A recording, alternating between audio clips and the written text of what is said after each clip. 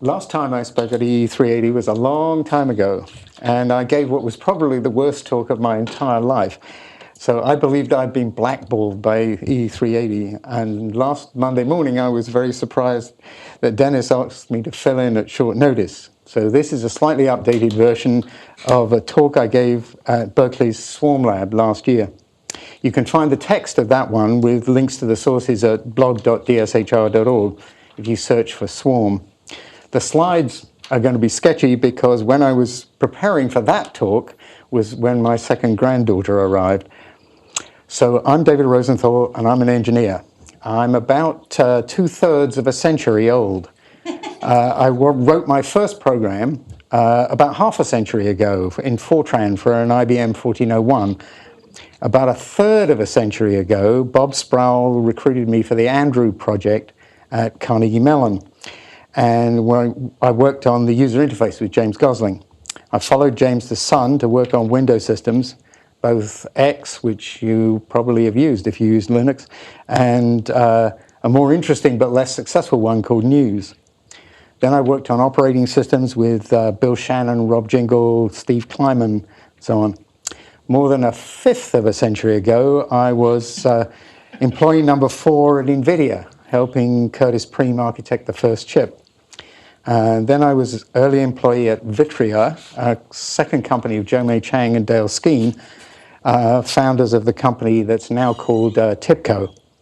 1/7 of a century ago, after doing 3 companies, all of which IPO'd, I was really burnt out, and I decided to ease myself gradually into retirement. It was a total failure. I met Vicky Reich, the wife of the late Mike Weiser, the CTO of Xerox PARC. She was a librarian at Stanford, still is a librarian at Stanford, and had been part of the team which nearly a fifth of a century ago started Stanford's Highwire Press and pioneered the transition of academic journals from paper to the web. She was also the librarian on the digital library project in CS, so she was the one who explained to Larry and Sergey about citation indexes, which are the basis of PageRank. In the paper world, librarians saw themselves as having 2 responsibilities: to provide current scholars with the materials they needed and to preserve their accessibility for future scholars. They did this through a massively replicated, loosely coupled, fault-tolerant, tamper-evident system of mutually untrusting but cooperating peers that had evolved over centuries. Libraries purchased copies of books, journals, monographs. The more popular the work, the more replicas were stored in the system. The storage of each replica was not particularly reliable. Librarians put it in the stacks and let people take them away. And most times the replicas came back, but sometimes they had coffee spilled on them and sometimes they just vanished. Damage could be repaired via interlibrary loan and copy. There was a market for replicas. As the number of replicas of a work decreased, the value of the replica in this market increased, encouraging librarians to move it to more secure storage. The system resisted attempts at censorship or rewriting of history precisely because it was a loosely coupled peer-to-peer system. Although it was easy to find a replica, it was hard to find all the replicas or even to know exactly how many there were. And although it was easy to destroy an individual replica, it was fairly hard to modify one undetectably. So the transition that Stanford started of academic journals from paper to the web destroyed 2 of the pillars of this system: ownership of copies and massive replication. In the excitement of seeing how much more useful content on the web was to scholars, librarians did not think through the fundamental implications of this transition. The system that arose meant that they no longer purchased a copy of the journal, they rented access to the publisher's copy. Renting satisfied their responsibility to current scholars, but it couldn't satisfy their responsibility to future scholars. So librarians' concerns reached the Mellon Foundation, who funded exploratory work at Stanford and 5 other major research libraries, in what can only be described as a serious failure of systems analysis The other 5 libraries each proposed essentially the same system, in which they would take custody of the journals. Other libraries would subscribe to this third-party archive. If they could not get access from the original publisher, and they had a current subscription to the third-party archive, they could access the content from that archive. None of these efforts led to a viable system because they shared many fundamental problems, including, well, first, libraries such as Harvard were reluctant to outsource a critical function to a competing library such as Yale. On the other hand, funders were reluctant to pay for more than one archive. Publishers were reluctant to deliver their content to a library in order that the library might make money by republishing their content to others. This made the contract negotiations necessary to obtain content from the publishers time-consuming and expensive. And in any case, the whole concept of a subscription archive was not an actual solution to the problem of having access after you cancelled a subscription. It was simply a second instance of exactly the same problem. So one of the problems that I've been interested in when I was working at Sun and then again at Vitria was fault tolerance. So to computer scientists, fault tolerance is a solved problem, right? Byzantine fault tolerance can prove that 3f+1 replicas can survive f simultaneous faults. To an engineer, it's not a solved problem. 2 obvious questions are, what's the probability that my system will encounter f simultaneous faults? And how can the system recover if it does? There's a very good reason why suspension bridges use stranded cables. A solid rod would be cheaper, but the bridge would have exactly the same unfortunate property as BFT. It would work properly up to the point of failure, which would be sudden, catastrophic, and impossible to recover from. So I've long thought that the fundamental challenge facing system architecture is to build systems that fail gradually, progressively, and slowly enough for remedial action to be effective, all the while emitting alarming noises to attract attention to impending failure. In a post-Snowden world, it's perhaps superfluous to say that these properties are especially important for failures caused by external attack or internal subversion. So as Vicky explained the paper library system to me, I came to say 2 things.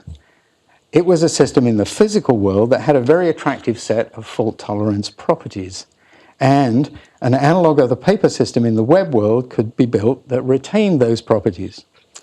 So I got a small grant from Michael Lesk, who was then at the NSF, and built a prototype system called LOCKS, lots of copies, keep stuff safe, modeled on the paper library system. By analogy with the stacks, libraries would run what you can think of as a persistent web cache, with a web crawler which would preload the cache with the content to which libraries subscribe, because actually, of course, nobody reads the journals. The contents of each cache would never be flushed and would be monitored by a peer-to-peer anti-entropy protocol. Any damage detected would be repaired by the web analog of interlibrary copy. Because the system was an exact analog of the existing paper system, the copyright legalities were very simple. So the Mellon Foundation and then Sun and the NSF funded the work to throw my prototype away, always a good idea, and build a production-ready system. The interesting part of this started when we discovered that, as usual with my prototypes, the anti-entropy protocol had gaping security holes in it. I worked with Mary Baker and some of her students in CS, Petros Maniatis, Mema Rousopoulos, and TJ Julie. We built a real P2P anti-entropy protocol for which we won Best Paper at SOSP 1/10 of a century ago. The interest in this paper... Oh, I like the centuries. I'm trying to... I hate to chuckle once more. I'm trying to inculcate a frame of mind about the length of time we're talking about. The interest in this paper is that it shows a system which is, albeit in a restricted area of application, that has a high probability of failing slowly and gradually and of generating alarms in the case of external attack, even from a very powerful adversary. It's a true P2P system with no central control, because that would provide a focus for attack. And it uses three major defensive techniques. It uses effort balancing to ensure that the computational cost of requesting a service from a peer exceeds the computational cost to that peer of supplying the result. If this condition isn't true in a P2P network, the bad guys can wear the good guys down. Then it uses rate limiting to ensure that the rate at which the bad guy can make bad things happen can't make the system fail quickly. And it uses lots of copies so that the anti-entropy protocol can work with samples of the population of copies. Randomly sampling the peers for each operation makes it very hard for the bad guy to know which peers are involved in which operations, and makes it hard for him to manipulate those operations. So recent DDoS attacks, such as the 400 gigabit per second NTP reflection attack on Cloudflare, have made clear the importance of rate limiting to services such as DNS and NTP. Now, our free open source peer-to-peer digital preservation system is in use at around 150 libraries worldwide. The program has been economically self-supporting for nearly 8 years using the Red Hat model of free software paid support. In addition to our SOSP paper, the program's published research into many aspects of digital preservation. The peer-to-peer architecture of the lock system is unusual among digital preservation systems for a specific reason. The goal of the system was to preserve published information, which one has to assume is covered by copyright. 1 hour of a good copyright lawyer will buy at current prices about 12 terabytes of disk. So the design is oriented towards making efficient use of lawyers rather than making efficient use of disk. The median data item in the largest LOCKSS network has copies at around 30 peers. So I doubt that copyright is high on anyone else's list of design problems. You may be wrong about that, but I'm not going to argue with you. So the rest of this talk will not be about the LOCKSS system as such, but about the lessons we've learned in the last 17 years that are applicable to everyone who's trying to store digital information for the long term. The title of this talk was the question that you have to keep asking yourself over and over again as you work with digital preservation. What could possibly go wrong? Unfortunately, once I started writing this talk, it rapidly grew far too long. Don't expect a comprehensive list, you're just getting edited lowlights. So the first thing to realize is stuff is going to get lost. Let's start by examining the digital preservation problem in its most abstract form. Since 2007, I've been using the example of a petabyte for a century. Think about a black box into which you put a petabyte and out of which a century later you take a petabyte. Inside the box there can be whatever you want, as much redundancy, whatever media, managed by whatever anti-entropy protocols you want. You want to have a 50% chance that every bit is the same when it comes out as when it went in. Now think about every bit in that petabyte like it's a radioactive atom, which has a very small probability of flipping at random. You've just specified a half-life for the bits. That half-life is about 60 million times the age of the universe. Think for a moment about how you go about benchmarking a system to show that no process with a half-life less than 60 million times the age of the universe is operating inside it. It simply isn't feasible. Since at scale, and for these lengths of time, you're never going to know that your system is reliable enough. Murphy's Law will guarantee that it isn't. At scale, storing realistic amounts of data for human timescales is an unsolvable problem. Some stuff is going to get lost. This shouldn't be a surprise. Even in the days of paper, stuff got lost. But the essential information to keep society running, to keep science progressing, to keep the populace entertained, was stored very robustly with many copies on durable, somewhat tamper-evident media in a fault-tolerant, peer-to-peer, geographically and administratively diverse system. And this is no longer true. The internet has, in the interest of reducing costs and speeding communication, removed the redundancy, the durability, and the tamper evidence from the system that holds society's critical data. It's now all on spinning rust, with hopefully at least one backup on tape covered in rust. So a year and a half ago, researchers at Berkeley co-authored a paper in which they reported that a rapid succession of coronal mass ejections sent a pulse of magnetized plasma barreling into space and through Earth's orbit.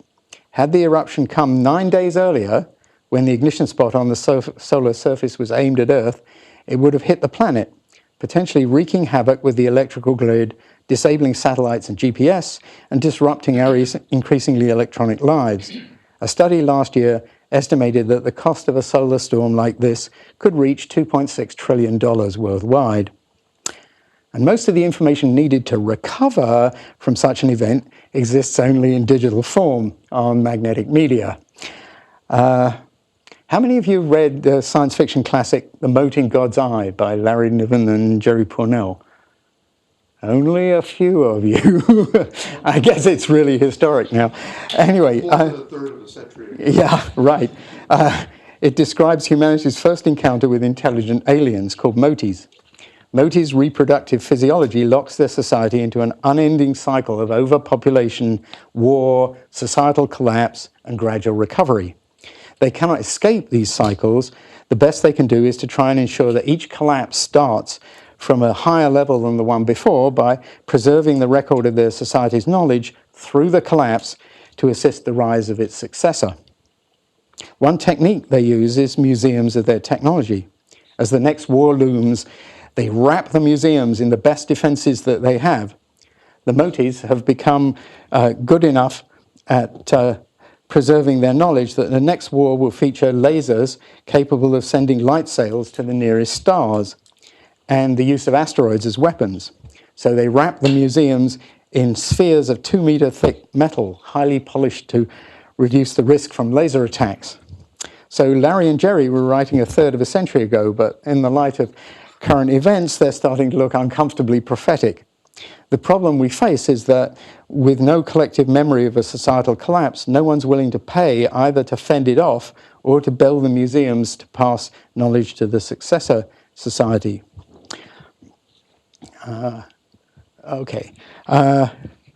So one way to express the what could possibly go wrong question is to ask, against what threats are you trying to preserve data? The threat model of a digital preservation system is a very important aspect of the design, which is, alas, only rarely documented. In 2005, we did document the LOX threat model. Unfortunately, we didn't consider coronal mass ejections or societal collapse from global warming, but we did consider, we observed that most discussion of digital preservation focused on these threats. But when we went and talked to the operators of large data storage facilities, their list of the likely causes of lost data were quite different. So the more we spend per byte, the safer the bytes are going to be. Unfortunately, this is subject to the law of diminishing returns. Each successive 9 of reliability is exponentially more expensive than the last. And we don't have an unlimited budget. So we're going to have to trade off cost against the probability of data loss. To do this, we need models that predict the cost of storing data using a given technology, and models to predict the probability of that technology losing data. I've worked on both kinds of models, and I can report that they're both extremely difficult. There's quite a lot of research from, among others, Google, Carnegie Mellon, Backblaze, showing that the failure rates of storage media in service are much higher than the rates claimed by the manufacturer's specifications. Why is this? For example, the Blu-ray discs Facebook is experimenting with for cold storage claim a 50-year data life. No one's seen a 50-year-old DVD disc, so how do they know? The claims are based on a model of the failure mechanisms and data from what's called accelerated life testing, in which batches of media are subjected to unrealistically high temperature and humidity. The model is used to extrapolate from these unrealistic conditions to the conditions to be encountered in service. There are 2 problems. The conditions in service typically don't match those assumed by the models, and the models only capture some of the failure mechanisms. These problems are much worse when we try to model not just failures of individual media, but of the entire storage system. research has shown that media failures account for less than half the failures encountered in service. Other components of the system, such as buses, controllers, power supplies, and so on, contribute the other half. But even models that include these components exclude many of the threats we identified, from operator errors to coronal mass ejections. Even more of a problem is that the threats, especially the low probability ones, are highly correlated. Operators are highly likely to make errors when stressed, coping with, say, an external attack. The probability of economic failure is greatly increased by, for example, insider abuse. It turns out that economics are by far the largest cause of data failing to reach future readers. A year ago, I gave a seminar at Berkeley's iSchool entitled The Half-Empty Archive, in which I pulled together the various attempts to measure how much of the data that should be archived is actually being collected by archive, and assessed that it was much less than half. No one believes that archiving budgets are going to double, so we can be confident that the loss rate from unable to afford to collect is at least 50%. This dwarfs all other causes of data loss. So we need to think about costs. Digital preservation has three cost areas: ingest, preservation, and dissemination. In the seminar, I looked at the prospects for radical cost decreases in all three, but I assume that the one you're interested in is storage, which should be the main cost of preservation.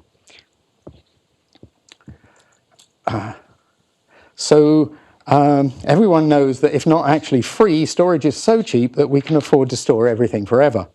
For example, Dan Olds at the Register comments on an interview with the co-director of the Wharton School Customer Analytics Initiative, Dr. Peter Fader. Save it all. You never know when it might come in handy for a future data mining expedition. Clearly, the value that could be extracted from the data in the future is non-zero. But even the big data zealot believes it's probably small. The reason that the big data zealot gets away with saying things like this is because he and his audience believe that this small value outweighs the cost of keeping the data indefinitely. And they believe this because they've lived through a third of a century of Kreider's law, the analog of Moore's law for disks. Kreider's law predicted that the bit density on the platters of disk drives would more than double every 18 months, leading to a consistent 30 to 40% a year drop in cost per byte. Thus, long-term storage was effectively free. If you could afford to store something for a few years, you could afford to store it forever because the cost would have become negligible. So Randall Munroe points out that in the real world, exponential growth can't continue forever. It's always the first part of an S-curve. One of the things that most impressed me about Kirsty Osanovich's keynote on the Aspire project at last year's FAST conference was that their architecture took it for granted that Moore's law was in the past. Kreider's law is also flattening out. So this is a graph from Preeti Gupta, a student at UC Santa Cruz, showing that in 2010, even before the floods in Thailand doubled dollars per gigabyte overnight, the Kreider curve was flattening. Currently, disk is about 7 times as expensive as it would have been had the pre-2010 Kreider's law continued. Industry projections are for 10 to 20% a year going forward.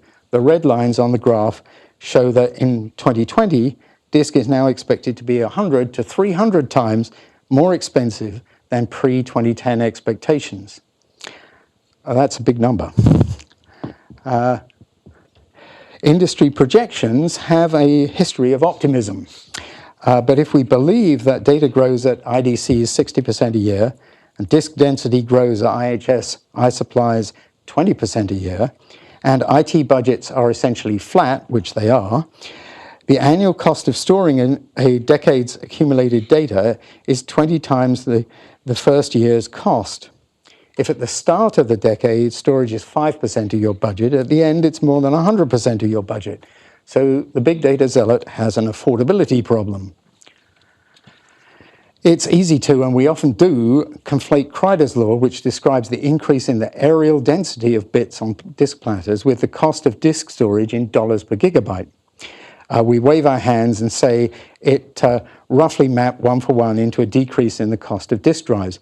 We're not alone in doing this. Mark Kreider himself does it. So my co-author Daniel Rosenthal of UC Santa Cruz, no relation, has investigated the relationship between bits per square inch and dollars per gigabyte over the last couple of decades. Over that time, it appears that about 3/4 of the decrease in dollars per gigabyte can be attributed to the increase in bits per square inch. Where did the rest of the decrease come from? I can think of 3 possible causes. The first is economies of scale. Most of the last 2 decades, the unit shipments of drives have been increasing, leading to lower fixed costs per drive. Unfortunately, unit shipments are currently declining, so this effect has gone into reverse. In 2005, Mark Kreider was quoted as predicting, in a few years, the average US consumer will own 10 to 20 disk drives in devices that he uses regularly. But what's in those devices now is flash. The remaining market for disk is the cloud. They're no longer really a consumer technology. The next thing is manufacturing technology. The technology to build the drives has improved greatly over the last couple of decades, resulting in lower variable costs per drive. Unfortunately, the next generation of disk drive technology, heat-assisted magnetic recording, or HAMR, has proven to be extraordinarily hard to manufacture, so this effect has gone into reverse. And the third is vendor margins.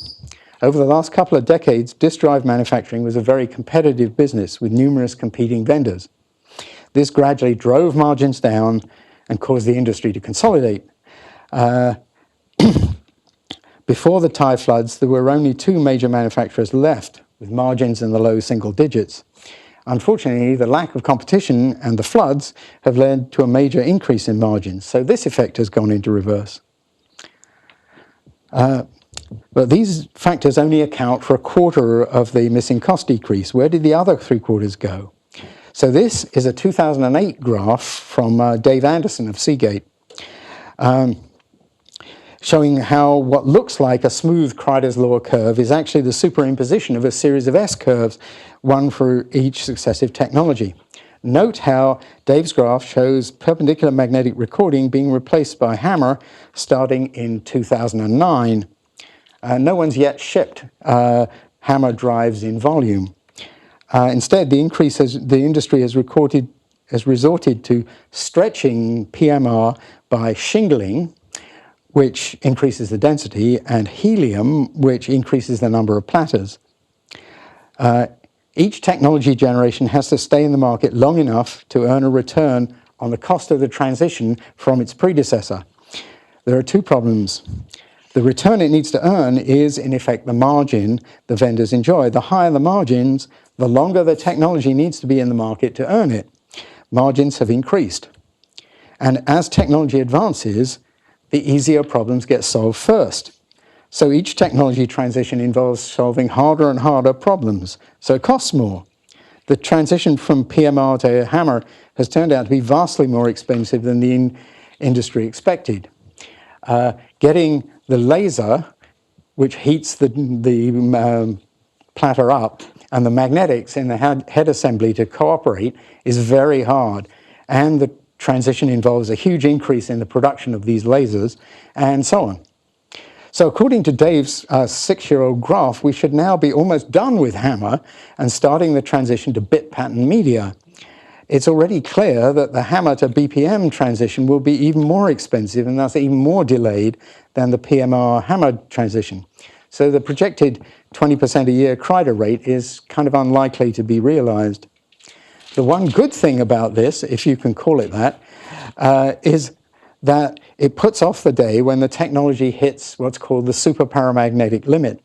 This is when shrinking the magnetic domains means that they start becoming unstable at the temperatures encountered inside an operating disk, which are actually quite warm. So about 70% of all the bytes of storage produced each year is disk, the rest being tape and solid state. So tape has been the traditional medium for long-term storage. its recording technology lags about 8 years behind disk technology, so it's unlikely to run into the problems plaguing disk for some time. We can expect its relative cost per byte advantage over disk to grow in the medium term, but tape is losing ground in the market. Why is this? In the past, access patterns to archive data were stable.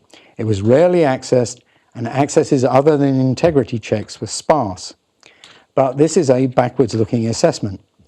Increasingly, as collections grow and data mining tools become widely available, scholars want not to read individual documents, but to ask questions of the collection as a whole. Providing the compute power and I/O bandwidth to permit data mining of collections is much more expensive than simply providing occasional sparse read access. We can get some idea of the increasing cost by comparing Amazon's S3, designed for data mining type access patterns, with Amazon's Glacier, designed for traditional archival access. S3 is currently at least 2.5 times as expensive. An example of this problem is the Library of Congress. Twitter donated a full feed to the Library of Congress because by doing that they got a tax write-off. Although the library can afford the considerable cost of ingesting the full feed with some help from outside companies, the most they can afford to do with it is to make 2 copies on tape. They couldn't afford to satisfy any of the 400 requests from scholars for access to this collection that they received in the first year they were doing it. Subsequently, Twitter issued a call for a small number of proposals to receive free dataset access, but even Twitter can't support 400. Future archives will need to keep at least 1 copy of their content on low latency, high bandwidth storage, not tape. So Flash has a lot of advantages, including low power, physical robustness, and low access latency. And they've overcome its higher cost per byte in many markets, such as tablets and servers. But there's no possibility of Flash replacing disk in the bulk storage market, because that would involve trebling the number of flash fabs. Even if we ignore the lead time to build the fabs, which is about 5 years, the investment to do so wouldn't pay dividends. Everyone understands that shrinking flash cells much further will impair their ability to store data. Increasing levels in the cell, stacking cells in 3D, and increasingly desperate signal processing in the flash controller will keep density going for a little while, but not long enough to pay back the investment in the fabs. Probably not more than about 5 years.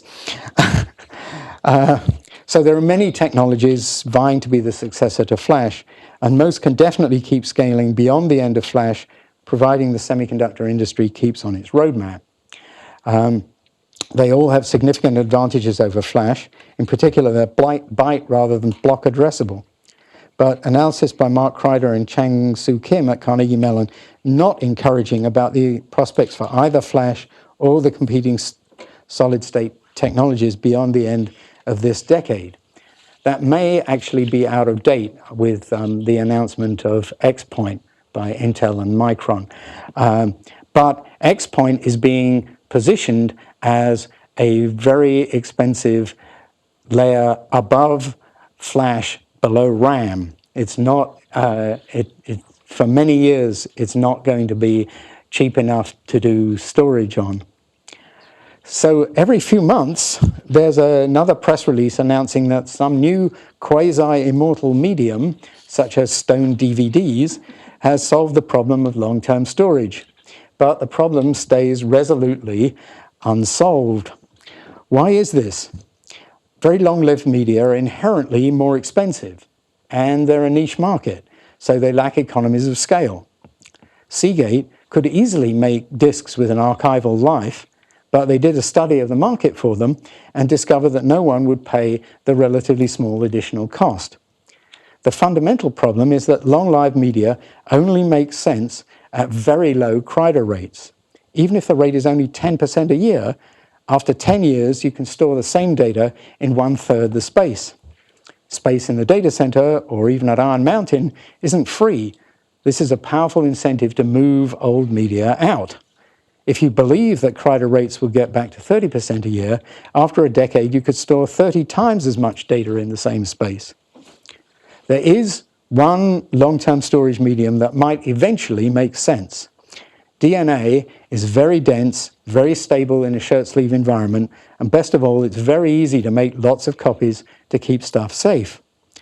DNA sequencing, the read cost, is improving at far faster rates than Kreider's or Moore's law.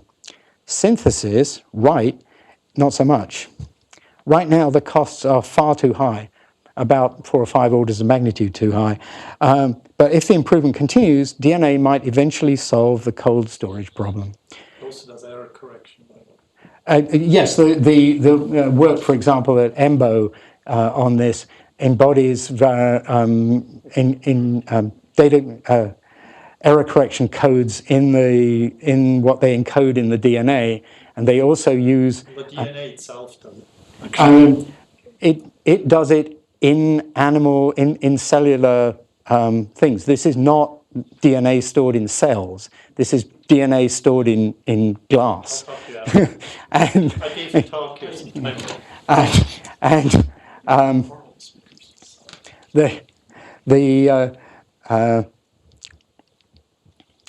the DNA access is always going to be slow enough that it can't store the only copy. You're not going to be able to read the stuff out at the kind of random access bandwidths that you need. The reason that the idea of long-lived media is kind of this zombie idea that is impossible to kill is that it suggests that you can be lazy and design a system that ignores the possibilities of failure. Write it once, forget it. You can't. Media failures are only one of many, many threats to stored data, but they're the only one that long-lived media address. And long media life does not imply that the media are more reliable, only that their reliability decreases with time more slowly. As we've seen, current media are many orders of magnitude too unreliable for the task ahead. Even if you could ignore failures, it turns out not to make economic sense. As Brian Wilson, CTO of Backblaze, points out, in their long-term storage environment, double the reliability is only worth 0.1% cost increase. Note that this analysis assumes that the drives fail under warranty. One thing the drive vendors did to improve their margins after the floods was to reduce the length of warranties. So figures from San Diego Supercomputer Center suggest that media cost is about 1/3 the life cycle cost of storage, although figures from Backblaze suggest a much higher proportion. As a rule of thumb, the research into digital preservation cost suggests that ingesting the content costs about half the total life cycle cost, preserving it costs about 1/3, and disseminating it costs about 1/6. So why are we worrying about a slowing of the decrease in 1/9 of the total cost? Well, different technologies with different media service lives involve spending different amounts of money at different times during the life of the data. To make apples to apples comparison, we need to use discounted cash flow, or its equivalent, to compute the endowment needed for the data. This is the capital sum which, deposited with the data and invested at prevailing interest rates, would be sufficient to cover all the expenditures needed to store the data for its life. 3 years ago, we built an economic model of the cost of long-term storage. Here it is, plotting the endowment needed for 3 replicas of a 117 terabyte data set to have a 98% chance of not running out of money over 100 years against the Kreider rate, using costs from Backblaze. Each line represents a policy of keeping the drives for 1, 2, 3, 5 years before replacing them. In the past, with Kreider rates in the 30 to 40% range, we were in the flatter part of the graph where the precise Kreider rate wasn't that important in predicting the long-term cost. As Kreider rates decrease, moving towards the 0 on the x-axis, we move into the steep part of the graph, which has 2 effects. the endowment needed increases sharply, and it becomes much harder to predict because it depends strongly on the precise Kreider rate, which you're not going to know. The reason to worry is that the cost of storing data for the long term depends strongly on the Kreider rate if it falls much below 20%, which it has. Everyone's storage expectations and budgets are based on their pre-2010 experience and on a belief that the effect of the floods was a one-off glitch and the industry will quickly get back to historic Kreider rates.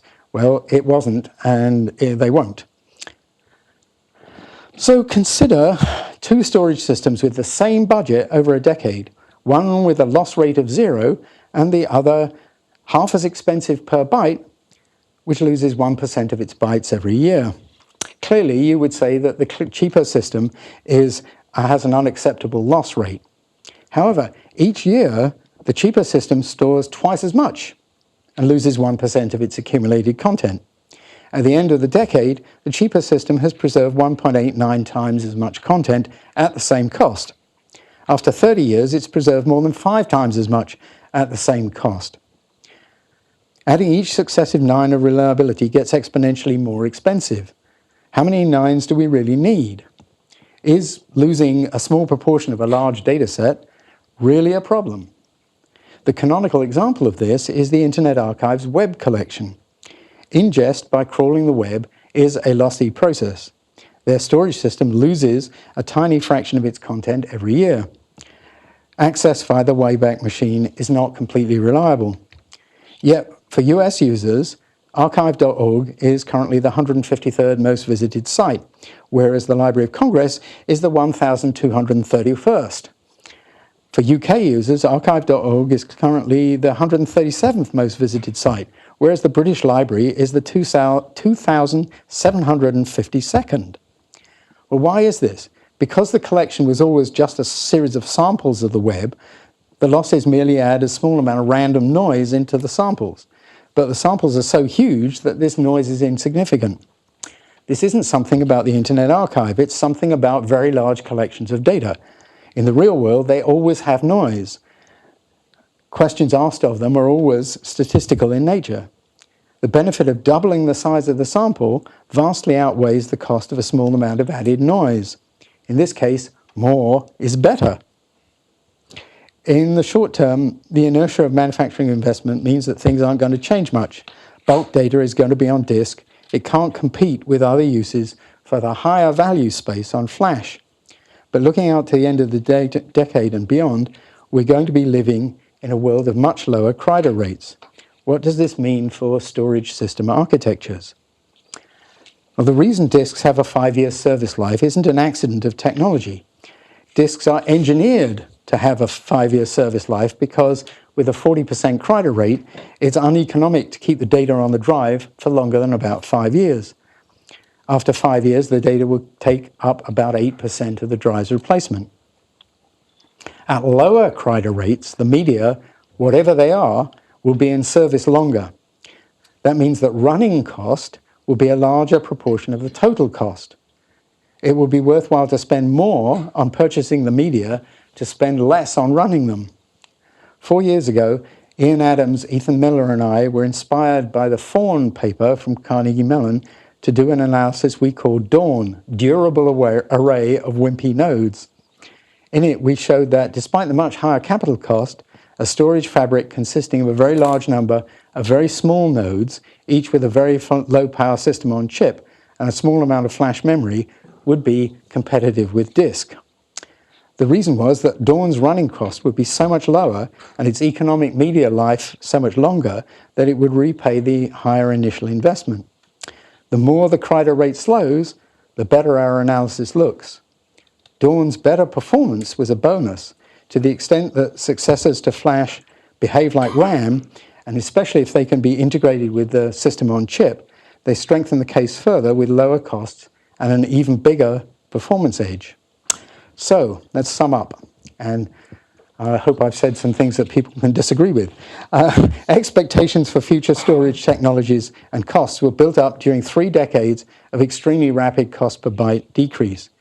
We're now 5 years into a period of much slower cost decrease, but expectations in general remain unchanged.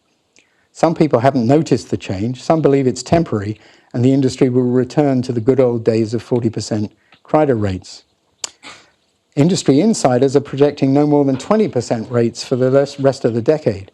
Technological and market forces make it likely that, as usual, they're being optimistic. Lower Kreider rates greatly increase both the cost of long-term storage and the uncertainty in estimating it. Lower Kreider rates mean that the economic service life of media will be longer, placing more emphasis on lower running cost than on lower purchase cost. This is particularly true since bulk storage media are no longer a consumer product. Businesses are better placed to make this trade-off. And the idea that archived data can live on long latency, low bandwidth media is no longer the case.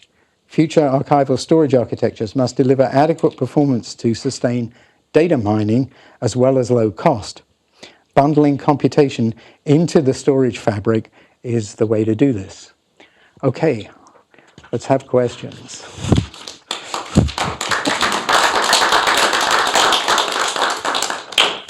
And I apologize for reading the talk, but I'm getting to the age where if I don't do that, my mind tends to wander and I lose the thread. Go ahead. Does bundling computation in with the storage mean that we're going to a more distributed kind of system as opposed to a data center kind of centralization?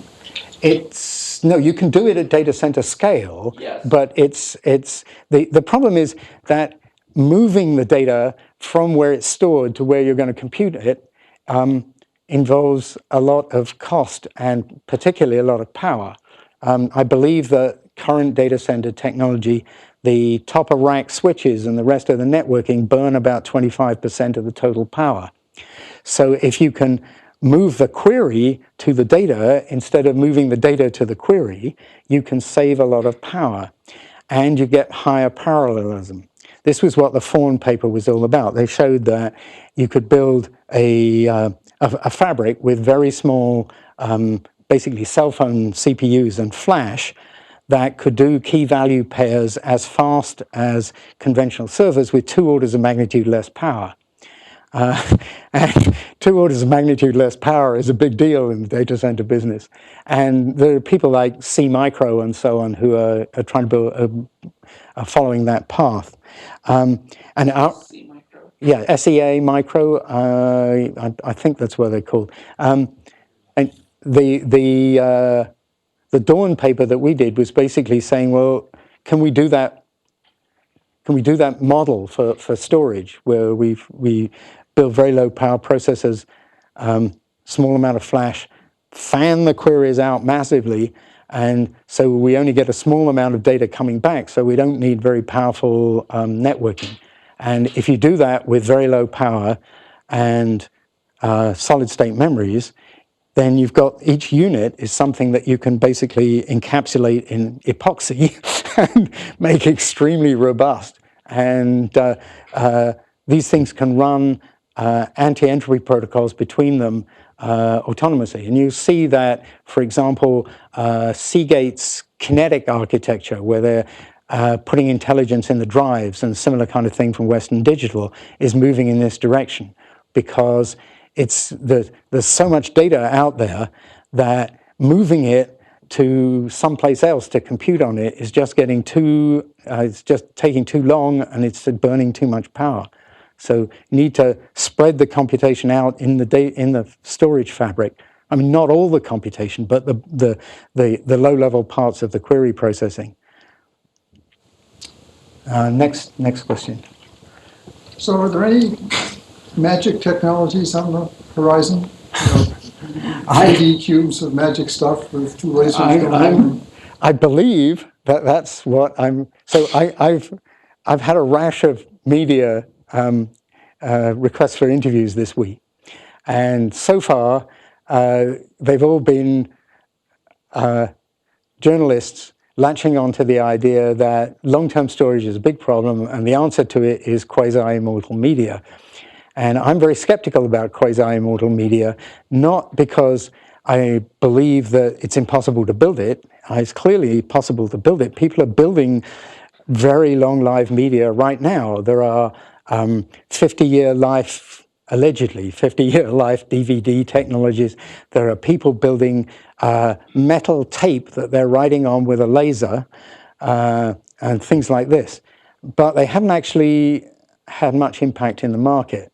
And the reason is that if you commit to a technology, if you commit to a mainstream mass storage technology now, you know that firstly, it's going to get better. It may not get better as fast as it used to, but it's going to get better.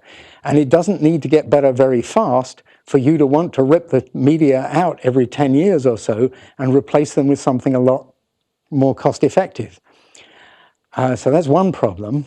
And the other problem is that if you commit to some weirdo technology that you believe is going to allow you to write the data once and forget it, then 50 years from now, when you want to read that stuff, you call up this little startup company which never got to be a mass market product and say, oh, can't find the reader for this thing. Can you send us another one? It's like, not going to happen, right? So if you commit to some weird-ass technology like I don't know, like metal tapes or whatever, yes, they'll tell you, look, you can read the tape with a microscope. And yes, you can, but that doesn't help you because looking at a stretch of tape with a microscope can get a few bits off it. It can't get a petabyte off it. And so you need you need the readers for this thing, and 50 years from now, because they never got to be a mass market product, and so they never made enough money to keep the company alive, they're not going to be around. Yes, it's a very seductive idea that you can find this magic technology, write the data to it and forget it, and automatically 100 years from now you can read it. And as I said, this ignores the fact that media failures are only a very small part of the problem of keeping bits safe for the long haul. And the magic media doesn't do anything for all these other problems. Work that's going on down in Ames of resurrecting the old NASA tapes. Yep, that's magical stuff. But it doesn't scale, and the problems that we're facing now are, I mean, a petabyte just isn't that much data any longer, and you know, hand processing old tapes and things like that is wonderful. I think it's fabulous that they did it, but it doesn't address today's problems. Also, what fraction of the world's 7-track tapes are there recovering? Right. So 10 years from now, when the Internet of Things, all these billions of devices out there essentially producing all the data, right, the first approximation of all the data, zillions of miles from any data center, where is this data going to be processed and stored? Well, I think there's a bigger problem with the Internet of Things, which is that it's going to be a total security catastrophe and likely to cause societal collapse long before it gets to that point. But it's actually, right, I mean... that just merely means, that doesn't mean it won't happen, it just means we'll get cyber war along with it. Yes, which is likely it's likely to make the other problems be fairly uninteresting. But anyway, but still, you know, assuming that all these things survive, you've got the same problem that they've got at CERN, which is that the detectors generate data far faster than you can store it, and so you have to do online filtering of the data before it gets anywhere close to a storage medium, simply to get the bandwidth down enough that you can write it. And the Internet of Things is going to have that problem. Well, it depends on what you think the bandwidth from the devices to something is, because these things are all going to be talking over, I mean, they're not going to have gigabit fiber to your door switch or whatever. They'll have wireless 10 gigabits for sure.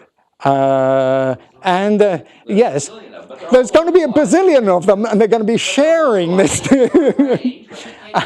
No, because the costs of doing this don't work out. The value of getting this bit from this device to somewhere that it's got to compete with all the other devices for the limited resource of the wireless network. And so they, yes, but yes, let me introduce you to the cellular service in downtown Palo Alto, where over the years, it was impossible to make phone calls from my house, which is a mile from downtown Palo Alto, until they put in cells on the top of the poles. Great. For about 6 months. Now, it's again impossible to make phone calls from my house, which is down a mile from downtown Palo Alto, in the heart of Silicon Valley.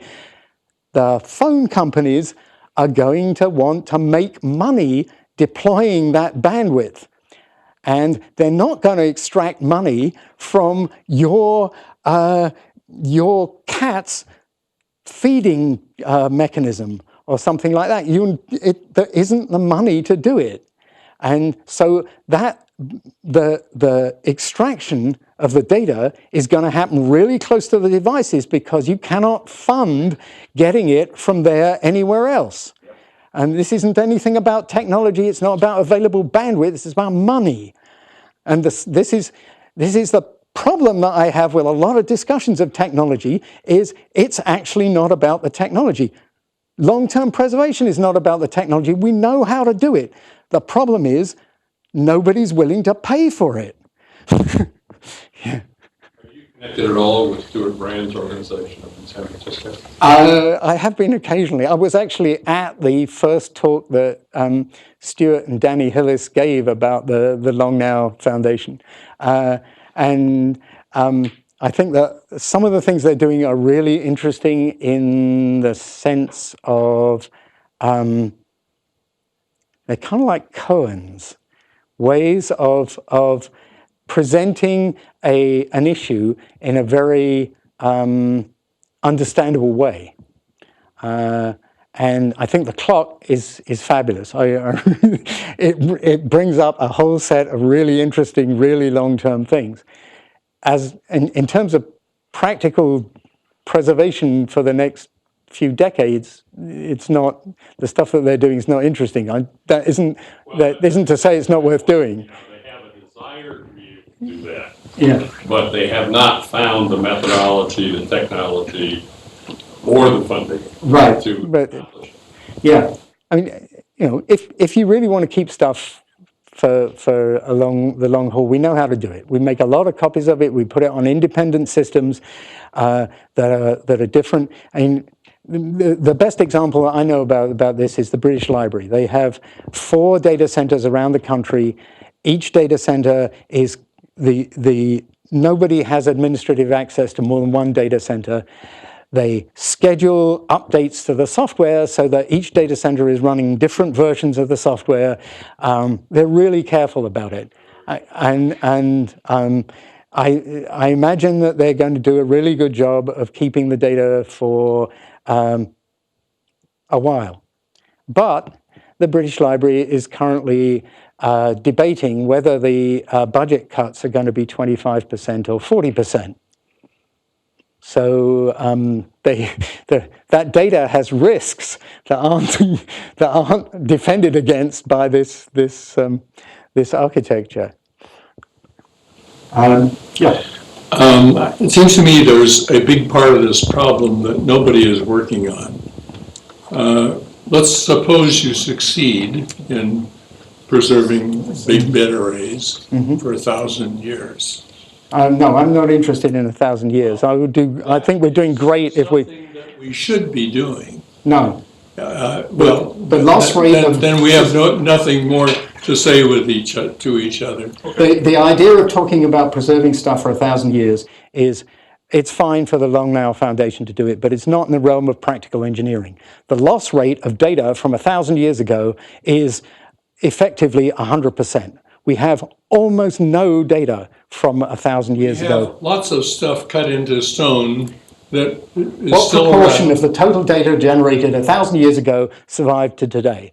Effectively zero. So it's just not an interesting problem. Sorry, we're cutting this discussion off. We're cutting this discussion off. The gentleman behind you had a question. From your experience, do you think moving to digital is a good idea? I mean, I read an article a year ago, so they're like trying to digitize all the Hollywood movies because they have these analog tapes, which are like initially it might be a little costlier, but if you just all you need is a cold storage room, you can preserve it like for 100 years. But when you move to like when you digitize it, initially cost per bit might be less, but later the maintenance cost and every time after periodically you need to refresh the data or like make different copies. Right. So the maintenance becomes like more and more expensive. So Actually, it's not true. The reason that they're digitizing the content is because this gives them many, many more ways of monetizing it, so that they have a flow of funds which can easily cover the migration costs of the technology. Data, movies, stuff like that is just much more valuable in digital form than it is on film. And so, yes, it's true that actually film is a longer live medium, but discs are a much more valuable medium because they give you all sorts of ways of monetizing the stuff that having the negatives doesn't. Yeah. So there's another dimension you haven't discussed yet, which is useful software to process this old data. Mm-hmm. Yeah, that's actually something that I've been arguing about for a long time. So this whole discussion started with a paper, an article in Scientific American by Jeff Rothenberg, who pointed out that formats were decaying rapidly and media was decaying rapidly, and this was all going to be a big problem. And he was absolutely right. But he was writing just about the time that the web started taking off in 1995. And the effect of the web taking off was to change the role of formats of data from being a private thing to a particular application to being a publication medium. Effectively, formats that are widely used today are network protocols. And the thing we know from long experience is that the hardest thing in the world to change is a network protocol. So what I predicted a long time ago, and it has actually turned out to be the case, is that widely used formats stopped going obsolete. It's actually, you can look in, there are people who have web archives going back to 1997. For example, the Institut National Audiovisuel in Paris, their role is to collect audiovisual material for the French culture. And so right at the beginning of the web, they were out collecting audiovisual material from 1997 and so on the web. And you would expect that very early audiovisual formats on the web would be the ones that would go obsolete immediately. Well, they looked through their collection and they could not render about less than 1% of the material that they'd collected right back from then. We are actually facing this problem in a way that I didn't predict, which is that Adobe has been incapable of keeping Flash adequately secure, so that browsers are de-implementing Flash, not because they can't render it, not because there aren't actually even fairly decent open source renderers for Flash, but because nobody wants to run it, because running it is too big a threat to your computer. And that is going to be an issue. But fortunately, it's actually very easy to these days to build build environments in which, when you try and render some really old media from the web, you create a virtual machine and an emulator, and you run an old browser in this virtual machine, and it has all the vulnerabilities that that were traditional in those days, but it's reasonably safe because it's only attacking the virtual machine. And back in those days, it was the malware wasn't targeted at the virtual machine. Now, We have a problem with preserving that old software. yes, we do, and the problem with that is copyright. It's actually making copies of old software is actually a violation of the DMCA unless you have permission from the publisher. And you can do it. The Internet Archive does it. They have a collection now of, I think, 36,000 pieces of old software. And they do it on the basis of the safe harbor provisions in the DMCA, which mean that if somebody sends them a takedown notice, they have to take it down. And that's kind of a bit of a problem for long-term preservation of important pieces of software like old versions of Windows and things like that. Now, there is actually a collection that Stanford is involved in working with at the National Institute of Standards and Technology, which they run on behalf of the FBI, called the National Software Research Library, which is there for forensics.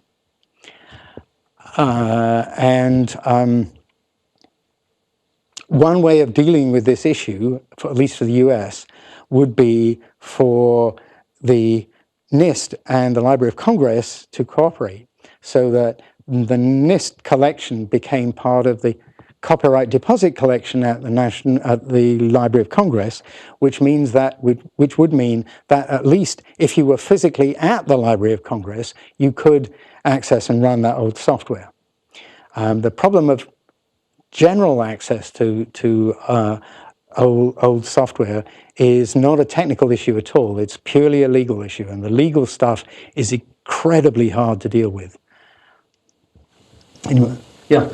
So moving from storage up to the format of the data, the next thing I'm curious about is, have the publishers of the things that you're archiving been willing to provide them in a format that doesn't have, like, encryption where you don't have the keys, or basically some form of DRM that just happens to go out of style and doesn't work anymore because the cloud-based servers have been decommissioned 10 years ago? Yeah, like the way that Windows 10 just made a whole lot of games unplayable because they removed the DRM support from the kernel. And yes, this is an issue. This is not an issue for journals, ebooks, things like that. We routinely archive that stuff. Some of it under conditions where we're not allowed to give access to it, but it's playable. Games are a much harder problem, it may be a completely unsolvable problem. The DRM aspects, the Internet Archive has worked through what's called the Section 108 process, which is a revision of the copyright mechanism that happens every few years at the Library, the Copyright Office in the Library of Congress. And they have an exemption for libraries and archives to break DRM under certain specific conditions. Basically, if the thing becomes unplayable and you can't get a player in at a reasonable cost in the market, then libraries and archives, for the purposes of preservation, are allowed to break DRM. But that's a very restrictive exemption. But yeah, DRM and encryption are real problems in some areas of preservation, and that particularly applies to games. Stanford, in the library, there's a guy called Henry Lowood who runs the game preservation stuff in the library, and he is, I mean, we have one of the world's experts on doing this right on campus. Any others? I think we're running out of time, so I think we have time for one more. I've been ignoring John. So. This may be a little bit philosophical. I can understand how you would want to have the ability to recall any piece of data from the past. But do you have a sense of what fraction of all data that's ever been saved will indeed ever be looked at again for some useful reason other than archiving or transporting or updating? So this is a question that Ian Adams at UC Santa Cruz set out to address some years ago. He got access logs from a number of different archives. And what he saw was that the overwhelming majority of accesses were for integrity checking and migration. And that the small fraction that weren't were very sparse and very hard. They didn't show any useful patterns that you could cache on or anything like that. The problem is that these logs were from now a decade ago, and that's actually not the way people deal with data any longer. Well, the way they want to do now is they want to say, okay, show me all the things in your archive that match this query. And that's a very different, that requires a very different storage architecture to answer those questions. And we don't have good logs to analyze, but the impression is that once you allow people to do, for example, text search across an archive, that's basically all they're going to do. And that requires massive indexes and so on. It's notable, for example, that the Internet Archive has been very, very slow to turn on text search, and text search only covers a small fraction of their collection at the moment, because doing it over their entire 20 petabytes or so would cost them a lot of money just to get the infrastructure in place. Will Google do it for them? It's not clear that it's not clear that Google is allowed to get a copy of the stuff that the Internet Archive collected, because Google is trying to monetize it, and monetizing the stuff gets you into a different legal environment. I mean, it's also, the Internet Archive doesn't actually want Google crawling their 20 petabytes of stuff every day, building indexes. Their bandwidth is pretty impressive all on its own, let alone from Google. I mean, Jason Scott of the Internet Archive has started a project, because there are actually only 2 copies of their collection. One of them is in the church in San Francisco, and the other one is in a warehouse in Richmond. And that's not great geographical distribution, considering the proximity of the fault lines and so on. So Jason has started a project trying to back up the Internet Archive. And the numbers that you need in order to do this are really rather spectacular. And it's not at all clear that it's doable. It certainly, the Internet Archive can't afford to have a third copy somewhere a long way away at the moment. It would bust their budget. Is there a requirement that the 2 installations of the two copies be on diametrically opposite sides of the Earth, so that these coronal mass ejections can only wipe out one hemisphere at a time? That would be good. Yes, that's the reason why in our dark archive network we have copies. We have 12 copies scattered around the world, in Australia and Hong Kong and Italy and so on. Yes, geographic distribution is really a good idea, and it gets really expensive really quickly. We got a cut at 40. Yeah, let's cut. Yeah.